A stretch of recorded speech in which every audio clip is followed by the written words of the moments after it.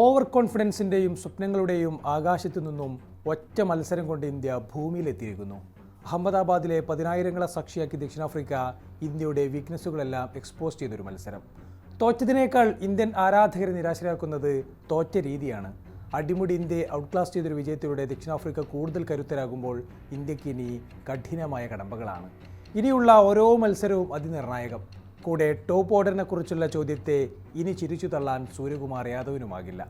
Runs അടിസ്ഥാനത്തിൽ 2020 ലോകകപ്പ് ചരിത്രത്തിൽ ഇന്നോളം നേരിട്ടതിൽ വെച്ച ഏറ്റവും വലിയ തോൽവിയാണിത്. നെറ്റ് റൺ റേറ്റ് -3 എന്ന നാണക്കേടിലേക്കും താണു. ഇനി സെമി കാണണമെങ്കിൽ 2 മത്സരങ്ങളും വിജയിക്കേണ്ടി വരും. റൺ റേറ്റിലെ കളികളാണ് സെമി തീരുമാനിക്കുന്നതെങ്കിൽ 2 മത്സരങ്ങളും വിജയിച്ചാലും കടക്കണമെന്നില്ല. അല്ലെങ്കിൽ ഈ മൈനസ് റൺ റേറ്റിനെ മായ്ച്ചു കളയുന്ന ഗംഭീരമായ വിജയങ്ങൾ വേണം. അതിനു പോകുന്ന ത്രാണിയുള്ളവർ തന്നെയാണ് ഇന്ത്യൻ ടീം. പോയ 2 വർഷത്തെ പെർഫോമൻസുകൾ അതിന് സാക്ഷിയുമാണ്. പക്ഷേ അതിനീ തെറ്റുകളെല്ലാം തിരുത്തണമെന്നുറപ്പ്. ഫെബ്രുവരി 26-ന് സിംബാബ്വെ, മാർച്ച് 1-ന് വിൻഡീസ് എന്നിവരാണ് ഇന്ത്യയുടെ അടുത്ത കടമ്പകൾ. രണ്ടും നിർണായക മത്സരങ്ങൾ. മുന്നോട്ടുള്ള സാധ്യതകൾ ചർച്ച ചെയ്യുമ്പോൾ നിശ്ചയമായും പിന്നിട്ട മത്സരങ്ങളിലെ തെറ്റുകൾ ചൂണ്ടിക്കാട്ടണം. അതേ തെറ്റുകൾ ആവർത്തിക്കാതിരിക്കുകയും വേണം. മറുപദ്ധതികളും ഉറപ്പായും വേണം. 2020 ലോകകപ്പ് തുടങ്ങും മുമ്പ് വരെ ഒരു ഫയർ ബാൻഡ് ബാറ്റിംഗ് യൂണിറ്റ് ആയിരുന്നു ഇന്ത്യ. ഏറ്റവും അവസാനം കളിച്ച 2020-ൽ കാര്യവട്ട തടിച്ചുകൂട്ടിയത് 272 റൺസാണ്. അതിനുശേഷം സന്നാഹ മത്സരത്തിൽ ഇതേ ദക്ഷിണാഫ്രിക്കയ്ക്കെതിരെ അടിച്ചത് 240 റൺസ്. അസോസിയേറ്റ് രാജ്യങ്ങൾ എതിരാളികളായി വരുമ്പോൾ 300 തന്നെ കടന്നേക്കുമെന്നായിരുന്നു പലരുടെയും വിലയിരുത്തൽ. പക്ഷേ വമ്പൻ സ്കോർ പ്രതീക്ഷിച്ച് വാങ്കഡയിൽ എത്തിയവർക്ക് ആദ്യ മത്സരം മുതൽ ലഭിച്ചത് നിരാശ മാത്രം. അമേരിക്കയ്ക്കെതിരായ ആദ്യ മത്സരത്തിൽ തന്നെ ചില സൂചനകളുണ്ടായിരുന്നു. ഇന്ത്യൻ ബാറ്റിംഗ് ഓർഡർ മുൾമുനയിൽ നിന്ന നിമിഷങ്ങൾ. പക്ഷേ സൂര്യകുമാർ യാദവിൻ്റെ ഒറ്റയാൾ പോരാട്ടത്തിൽ ആ ദൗർബല്യങ്ങൾ അന്ന് മറഞ്ഞു കിടന്നു. പ്രേമദാസിൽ പാകിസ്ഥാനെതിരെയും ഇതേ പ്രശ്നങ്ങളുണ്ടായിരുന്നു. പക്ഷേ അന്ന് ഇഷാൻ കിഷൻ രക്ഷയ്ക്കെത്തി. നെതർലൻഡ്സിനെതിരെയും പ്രശ്നങ്ങൾ ആവർത്തിച്ചെങ്കിലും അന്ന് ശിവൻ ദുബെ എടുത്തുയർത്തി. ലളിതമായി പറഞ്ഞാൽ ദക്ഷിണാഫ്രിക്കയ്ക്കെതിരെ രക്ഷകന്മാരോ ഒറ്റയാൾ പോരാട്ടങ്ങളോ ഉണ്ടായില്ല. അതോടെ ദൗർബല്യങ്ങളെല്ലാം തെളിഞ്ഞു കണ്ടു. ജസ്പ്രീത് ബുംറ തകർപ്പൻ സ്പെൽ എറിഞ്ഞു തീർത്തിട്ടും ബൗളിങ്ങിലും ഇന്ത്യക്ക് അടിമുടി പാളിയ മത്സരം. അഹമ്മദാബാദിൽ ടോസ് നേടി ബാറ്റിംഗ് തെരഞ്ഞെടുത്ത ദക്ഷിണാഫ്രിക്കയ്ക്ക് തെറ്റിയോ എന്ന് തോന്നിച്ച ഓവറുകളിലാണ് മത്സരം തുടങ്ങുന്നത്. 2-ാം ഓവറിൽ തന്നെ കിൻഡൻ ഡീകോക്കിനെ ബോൾഡാക്കി ബുംറയുടെ മാസ് എൻട്രി. പിന്നാലെ എയ്ഡൻ മാർക്കിന് അർഷദീപും റയാൻ റിക്കൽട്ടനെ 1-ാം തിരുമിൽ സ്ലോ ബോളിൽ ബുംറയും മടക്കുന്നു. ക്ലാസ് സ്പെല്ലുകളിൽ പൊട്ടിയാസിന്റെ കരുത്തരായ ടോപ്പ് ഓർഡർ നിരായുധരായി നിന്നു. 4 ഓവറിൽ 20-നും 3-ാമനും മടങ്ങിയതോടെ കളി പൂർണ്ണമായും ഇന്ത്യയുടെ വരുതിയിലായിരുന്നു. നിലയില്ലാ കയത്തിലേക്ക് മുങ്ങിക്കൊണ്ടിരിക്കുന്ന ദക്ഷിണാഫ്രിക്കയെ കൂടുതൽ മുക്കാൻ സൂര്യകുമാർ യാദവ് തൻ്റെ വജ്രായുധമായ വരുൺ ചക്രവർത്തിയെ അയക്കുകയാണ്. പക്ഷേ ആ ഓവർ മുതൽ മൊമെൻറ്റം ഇന്ത്യയിൽ നിന്നും മാറിത്തുടങ്ങുന്നു. വരുണിൻ്റെ ആദ്യ ഓവറിൽ തന്നെ പിറന്നത് 11 റൺസാണ്. വരുണിനെ അനായാസം കളിച്ചു തുടങ്ങിയതോടെ തന്നെ മില്ലറും ബ്രേവിസും കോൺഫിഡൻസ് വീണ്ടെടുത്തിരുന്നു. പിച്ചിൽ കാര്യമായ ടേണിൽ നിന്ന് കണ്ടതോടെ ലെങ്ത്തിൽ തന്നെ വരുണിനെ ഇരുവരും പിക്ക് ചെയ്തു. 9-ാം ഓവർ എറിയാനായി വരുണിനെ വീണ്ടും വിളിക്കുമ്പോൾ സൂര്യകുമാർ യാദവ് വലിയ പ്രതീക്ഷയിലായിരുന്നു. പക്ഷേ ആ ഓവറോടെ ദക്ഷിണാഫ്രിക്ക ഡ്രൈവിംഗ് സീറ്റിലേക്ക് കയറിയിരുന്നു. മില്ലറിൻ്റെ കയ്യൊപ്പുള്ള ഷോട്ടും ഡെവാൾഡ് ബ്രേവിസിൻ്റെ നോലുക്ക് സിക്സറും ചേർന്നപ്പോൾ ദക്ഷിണാഫ്രിക്കൻ റൺ റേറ്റ് 8-ന് മുകളിലേക്ക് കയറി. വരുണിനെതിരെ സ്കോർ ചെയ്യാനായെങ്കിൽ മിഡിൽ ഓവറുകളിൽ യഥേഷ്ടം റൺസ് ഉയർത്താമെന്ന് ദക്ഷിണാഫ്രിക്ക കണക്ക് കൂട്ടി. ശിവൻ ദുബെ ആയിരുന്നു അടുത്ത ടാർഗറ്റ്.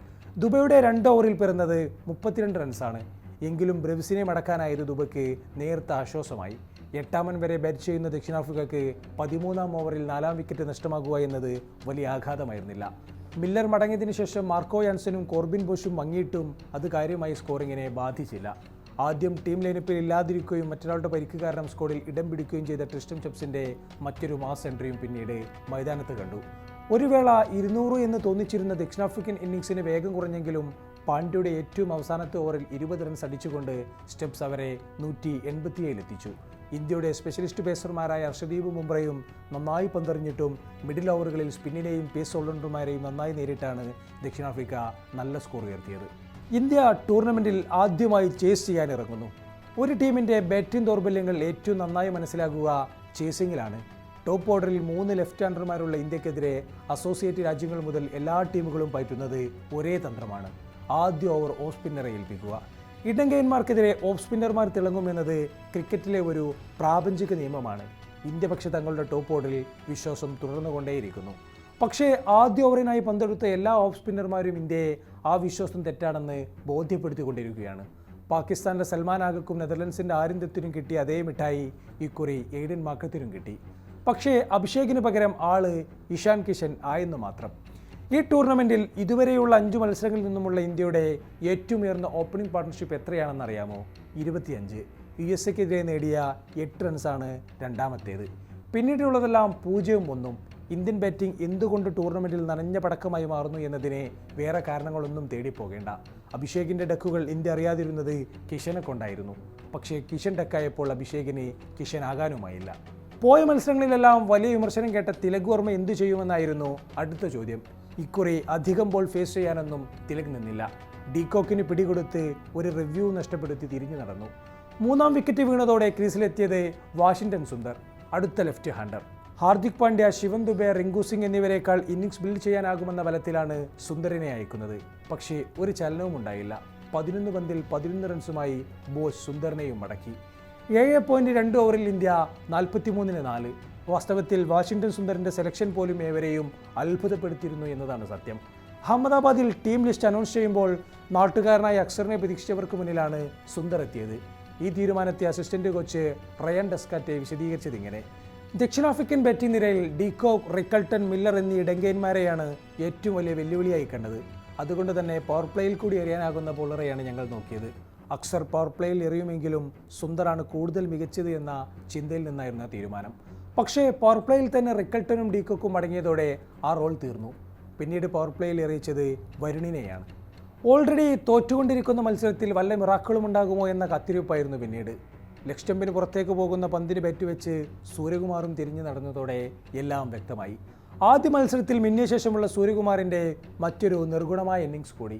പിന്നീടുള്ള ഇന്ത്യൻ ഇന്നിങ്സിന് ഒരു പ്രസക്തിയുമില്ലായിരുന്നു. വിക്കറ്റോ റൺ റേറ്റോ ഇല്ലാത്തൊരു ഇന്നിങ്സിനെ മാറ്റിമറിക്കാൻ ഒരു മിറാക്കിൾ ഇന്നിങ്സിന് പോലും സാധിക്കില്ല എന്നും ഉറപ്പായിരുന്നു. അഹമ്മദാബാദ് മുതൽ അഹമ്മദാബാദ് വരെ, അഥവാ 2023 ഏകദിന ലോകകപ്പിൻ്റെ ഫൈനലിൽ ഓസ്ട്രേലിയയോട് തോറ്റതിന് ശേഷമുള്ള ICC വൈറ്റ് ബോൾ ടൂർണമെൻറ്റിലെ ഇന്ത്യയുടെ ആദ്യ തോൽവിയാണിത്. തിരിച്ചുവരവിനുള്ള കനലുകൾ ഈ ടീമിൽ ഇനിയുമുണ്ടോ? അതിനുത്തരം മാർച്ച് 26-ന് ചെപ്പോക്ക് സ്റ്റേഡിയം നൽകും.